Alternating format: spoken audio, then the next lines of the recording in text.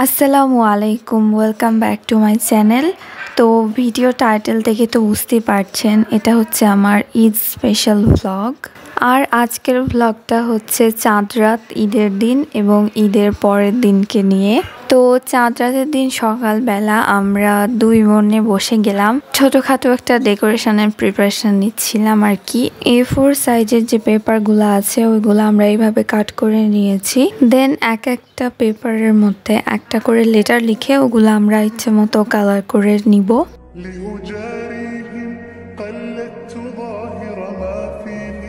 فبدوت شخصا آخر كي أتفاخر وظننت أنا أني بذلك حزت غنى فوجدت أني خاسر فتلك مظاهر لا لا لا نحتاج المال كي نزداد جمالا। আমাদের আর্ট করা almost done. আর এই হচ্ছে আমাদের টেবিলের অবস্থা, পুরাই সব কিছু ছড়াই ছিটাই আছে। এখন সব পরিষ্কার করতে হবে।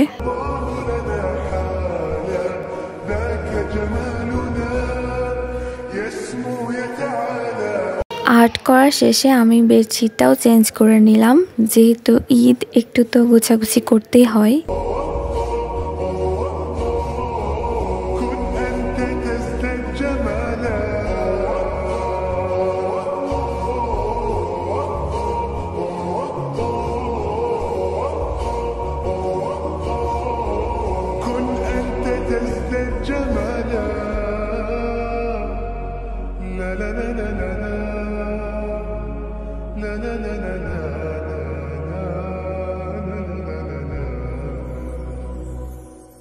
أتقبلهم الناس لست أقلدهم إلا بما يرضيني كي أرضيني سأكون أنا مثلي تماما هذا أنا فقناعتي تكفيني ذاك يقيني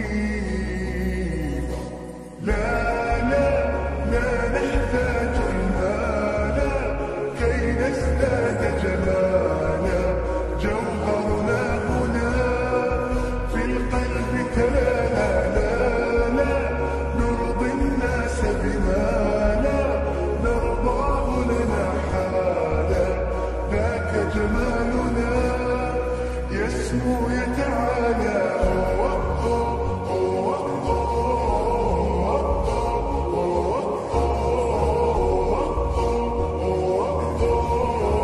كن أنت تزداد جمالا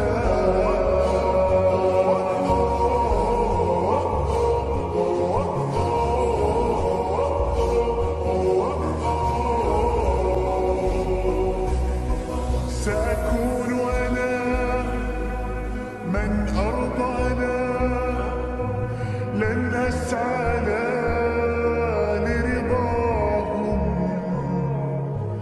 وأكون أنا ما আলহামদুলিল্লাহ আমাদের ইফতার ডান।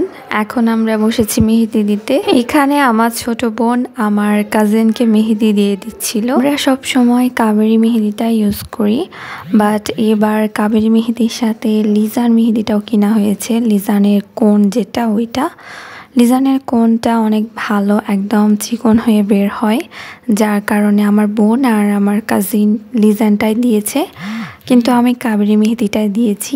আমার মেহেদিটা একটু পরে দেখাচ্ছি। মেহেদি দেওয়ার পর আমরা যে আর্ট করেছিলাম ঈদ স্পেশাল ডেকোরেশন, ওইটা আমরা দেওয়ালে সেট করে দিলাম। আর আব্বু এখানে উপরে একটা চাঁদ দেখতে পাচ্ছেন আপনারা, ওইটাও অ্যাড করেছে। আমার এক্সপেকটেশন এতটা ছিল না, বাট সব কিছু সেট করার পর আমার কাছে দেখতে ভালোই লাগছে। আপনাদের কাছে কেমন লাগছে অবশ্যই কমেন্ট করে জানাবেন। দেন আম্মু এখানে ঈদের খাবারগুলো বানাচ্ছিল।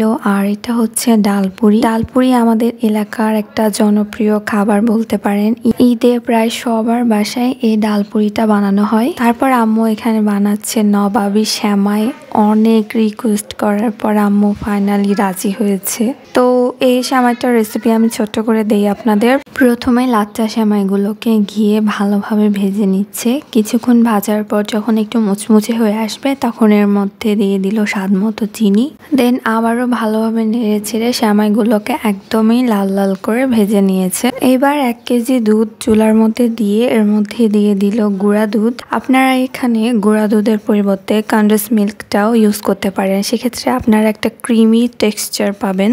এবার এর মধ্যে দিয়ে দিচ্ছে 1/3 কাপের মতো চিনি। দেন আবারও কিছুক্ষণ জাল করে নিয়ে 1 টেবিল চামচের মতো কর্নফ্লাওয়ারের মধ্যে অল্প একটু পানি মিক্স করে এটা এখন দুধের মধ্যে দিয়ে দিচ্ছে। দেন আবারও ভালোভাবে কিছুক্ষণ জাল করে নিয়ে এটা হচ্ছে আমরা নামিয়ে নিব। আর এখন আমরা যে পাত্রে সেমাইটা সার্ভ করব ওই পাত্রে প্রথমে 1 লেয়ার সেমাই দিয়ে দিব।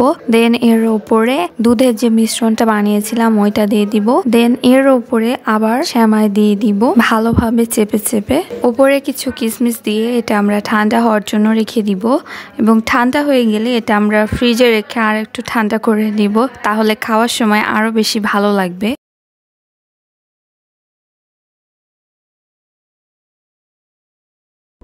لأجاريهم قلدت ظاهر ما فيهم فبدوت شخصا آخر كي أتفاخر وظننت أنا أني بذلك حزت غنى فوجدت أني خاسر فتلك مظاهر لا لا لا نحتاج المال كي نزداد جمالا جوهرنا هنا في القلب تلالا لا نرضي الناس بما لا نرضاه لنا حالا ذاك جمالنا يسمو يتعالى